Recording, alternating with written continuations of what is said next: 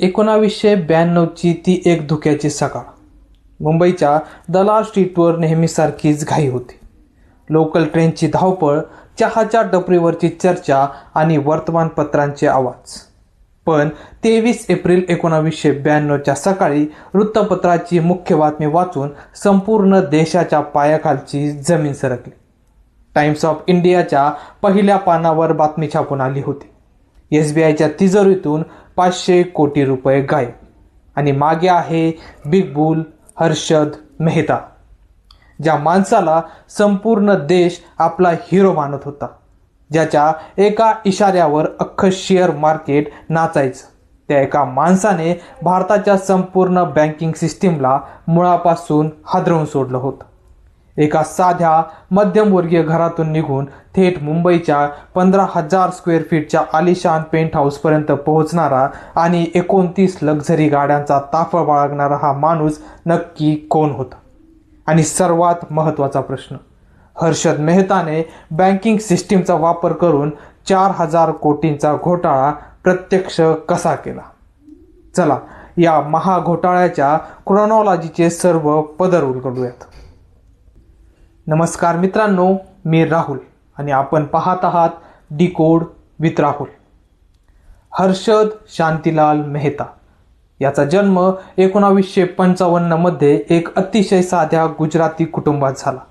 रायपूरच्या छोट्या गल्लीबोळात राहण्याचा मोठा झालेला हर्षद लहानपणापासूनच खूप मोठी स्वप्ने पाहायचा. 1973 मध्ये वडिलांचा व्यवसाय डबघाईला आल्यानंतर कुटुंबाला आर्थिक हातभार लावण्यासाठी अवघ्या 18व्या वर्षी हर्षदने मुंबईत पाऊल ठेवले. मुंबईत सुरुवातीला त्याने प्लास्टिक स्क्रॅप विकण्यापासून ते सिमेंटच्या गोणी उचलण्यापर्यंतची कामे केली. 1977 मध्ये न्यू इंडिया इन्शुरन्स कंपनीत 600 रुपये पगारावर क्लार्कची नोकरी करत असताना त्याला शेअर बाजारचे आकर्षण निर्माण झाले.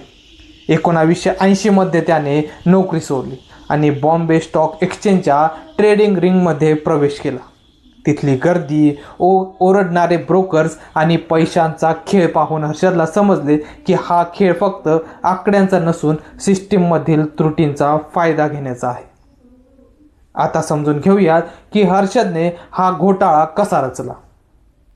1990च्या दशकात बँकांसाठी रिझर्व्ह बँकेचा नियम होता की त्यांना आपल्या एकूण ठेवीपैकी काही भाग सरकारी रोख्यांमध्ये म्हणजेच गव्हर्नमेंट सिक्युरिटीज म्हणून गुंतवणूक करणे बंधनकारक होते. याला SLR म्हणजेच स्टॅच्युरेटी लिक्विडिटी रेशो म्हणतात. ज्या बँकेकडे सरकारी रोखे कमी पडायची ती बँक दुसऱ्या बँकेकडून 15 दिवसांसाठी ती रोखे भाड्याने किंवा कर्जाऊ घ्यायची. या व्यवहाराला ready forward deal RF deal म्हटले जायचे. या व्यवहारात हर्षदने 3 मुख्य त्रुटी शोधल्या. पहिली त्रुटी, ब्रोकर इंटरव्हेन्शन. रिझर्व्ह बँकेच्या नियमानुसार 2 बँकांनी थेट व्यवहार करायला हवा होता, पण प्रत्यक्षात बँका ब्रोकर्सच्या म्हणजेच मध्यस्थांचा वापर करायच्या. हर्षद असा ब्रोकर बनला ज्याच्याशिवाय बँकांचे व्यवहार पूर्णच होत नव्हते. दुसरी त्रुटी, डायरेक्ट पेमेंट टू ब्रोकर. जेव्हा बँक A आणि बँक B कडून रोखे खरेदी करायची तेव्हा चेक बँक B च्या नावाने निघायला हवा होता, पण हर्षदने बँकांच्या अधिकाऱ्यांना हाताशी धरून चेक थेट स्वतःच्या नावाने किंवा स्वतःच्या बँक खात्यातून वळवून घेतली. तिसरी आणि सर्वात घातक त्रुटी, फेक बँक रिसिप्ट.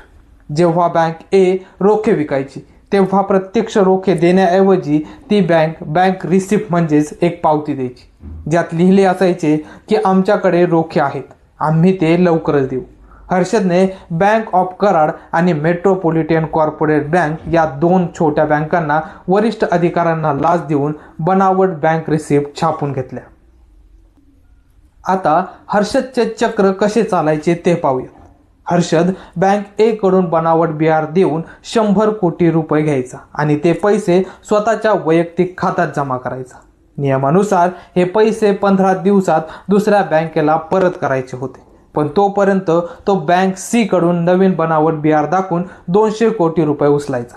जुन्या बँकेचे पैसे फेडायचा आणि वरचे 100 कोटी स्वतःकडे ठेवायचा. या मिळालेल्या शेकडो आणि हजारो कोटी रुपयांचा वापर हर्षद शेअर बाजारात शेअर्सचे भाव कृत्रिमरित्या वाढवण्यासाठी करायचा. ACC शेअर्सचे उदाहरण. हर्षदने ACC कंपनीचे शेअर प्रचंड प्रमाणात खरेदी करायला सुरुवात केली. जो शेअर 200 ते 30 कोटी रुपयांना मिळायचा तो अवघ्या 3 महिन्यात थेट 9,000 रुपयांवर पोहोचला, म्हणजेच तब्बल 4,400% वाढ. हर्षदने बाजारात अफवा पसरवली की ACC मध्ये प्रचंड ताकद आहे आणि त्याने स्वतःची रिप्लेसमेंट कॉस्ट थेरी मांडून या फुगलेल्या किमतींचे समर्थन केले. सामान्य जनता आणि छोटे गुंतवणूकदार अंधाधुंद पैसे गुंतवू लागले. जेव्हा शेअर्सचे भाव शिखरावर पोहोचायचे तेव्हा हर्षद हळूहळू आपले शेअर्स विकून हजारो कोटी रुपयांचा नफा कमवायचा आणि बँकांचे पैसे परत करायचा. हा होता त्याचा क्लासिक पंप अँड डंप खेळ. हा खेळ तोपर्यंत चालू शकणार होता जोपर्यंत शेअर बाजार वर जात होता.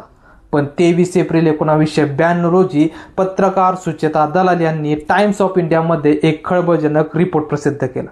त्यांनी उघड केले की स्टेट बँक ऑफ इंडियाच्या SBIच्या खात्यातून 500 कोटी रुपये गायब झाले आहेत आणि ते पैसे हर्षद मेहताच्या खात्यात जमा झाले आहेत.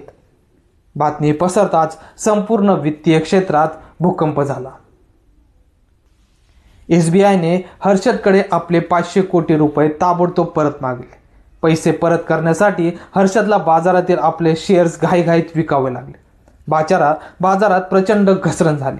सेन्सेक्स रसाळला आणि एकाच आठवड्यात गुंतवणूकदारांचे लाखो कोटी रुपये भस्मसात झाले. जानकीरामन समितीच्या तपासात उघड झाले की हा घोटाळा 500 कोटींचा नसून सुमारे 4,000 कोटी रुपयांचा होता, ज्याची आजच्या काळातील रक्कम 1,00,000 कोटी रुपयांपेक्षा जास्त आहे. घोटाळा उघडकीस आल्यानंतर 9 नोव्हेंबर 1992 रोजी CBIने हर्षद मेहताला अटक केली. तपासादरम्यान अनेक धक्कादायक खुलासे झाले. जून 1993 मध्ये हर्षद मेहताने आपले वकील राम जेठमाले यांच्यासोबत पत्रकार परिषद घेऊन दावा केला की त्याने तत्कालीन पंतप्रधान PV नरसिंह राव यांना काँग्रेसच्या निधीसाठी 1 कोटी रुपयांची लाच सुटकेमध्ये भरून दिली होती. या दाव्याने संपूर्ण राजकीय वर्तुळात खळबळ उडून दिली. हर्षदवर 72 गुन्हेगारी खटले आणि 600हून अधिक दिवाणी दावे ठोकण्यात आले. तब्बल 9 वर्षे कोर्टाच्या फेऱ्या मारल्यानंतर 31 डिसेंबर 2001 रोजी ठाणे मध्यवर्ती कारागृहात असताना वयाच्या 47व्या वर्षी हृदयविकाराच्या तीव्र झटक्याने हर्षद मेहताचा मृत्यू झाला. हर्षद मेहता घोटाळ्याने भारताच्या आर्थिक सिस्टीमबद्दल सर्व सडलेले भाग उघडे पाडले. पण या धक्क्यातून सावरून देशाने अनेक मोठे सुधारणात्मक निर्णय घेतले. सेबीला अधिकार. तोपर्यंत सेबी ही केवळ एक कागदी संस्था होती. 1992 नंतर सेबीला वैधानिक आणि कडक कायदेशीर अधिकार देण्यात आले. NSEची स्थापना, बॉम्बे स्टॉक एक्सचेंजच्या मक्तेदारीला आणि मॅन्युअल कामकाजाला फाटा देण्यासाठी 1994 मध्ये नॅशनल स्टॉक एक्सचेंज NSEची स्थापना झाली. डीमॅट सिस्टीम, कागदी शेअर्स आणि बनावट पावत्यांचा खेळ कायमचा संपवण्यासाठी इलेक्ट्रॉनिक्स डीमॅट प्रणाली सुरू करण्यात आली. हर्षद मेहता हा एक अफाट बुद्धिमत्ता असलेला फायनान्शियल जिनियस होता की सिस्टीमचा गैरफायदा घेणारा सर्वात मोठा गुन्हेगार. यावर आजही मतप्रवाह आहेत. पण एका गोष्टीवर सर्वांचं एकमत आहे. त्याच्या एका घोटाळ्याने भारतीय शेअर बाजाराचा चेहरा मोहरा कायमचा बदलून टाकला. तुम्हाला हर्षद मेहताच्या या स्ट्रॅटेजीबद्दल काय वाटते? कमेंट करून नक्की सांगा. जर हा सखोल रिसर्च आणि व्हिडिओ आवडला असेल तर लाईक करा, मित्रांसोबत शेअर करा आणि डिकोड विथ राहुल चॅनलला सबस्क्राईब करायला विसरू नका. भेटूयात पुढच्या अशा एका नव्या धमाकेदार व्हिडिओमध्ये. तोपर्यंत जय हिंद, जय महाराष्ट्र, वंदे मातरम.